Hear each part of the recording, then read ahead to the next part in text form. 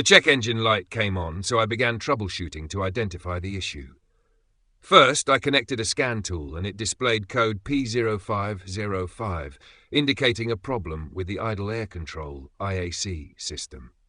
To gather more information, I performed a road test while monitoring live scan data. During the test, I observed that the idle air control counts were erratic, confirming there was an issue with the IAC system. I then inspected the air intake system for any obvious faults, such as loose hoses, cracks, or blockages, but found none. To ensure there were no hidden air leaks, I used a smoke machine to introduce smoke into the intake manifold. This method is reliable for identifying leaks in the system, but no leaks were found. Next, I turned my attention to the idle air control valve itself. I inspected the wiring harness and connector for any signs of damage, corrosion, or loose connections, but everything appeared intact. To further diagnose the issue, I used a multimeter with the ignition on and engine off to check for voltage and ground at the IAC valve connector. Both were present, confirming that the valve was receiving power and ground as it should.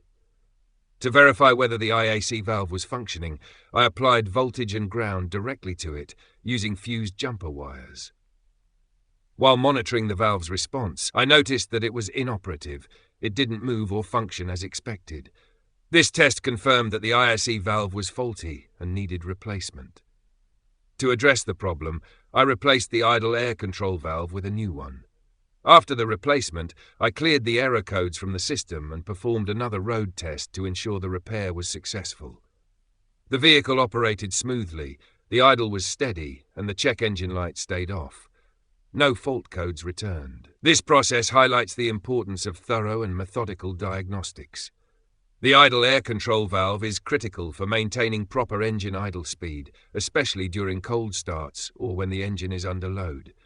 A faulty valve can cause erratic idle, stalling, or high RPM. By systematically testing the components and confirming the root cause, I ensured the problem was resolved correctly without unnecessary part replacements.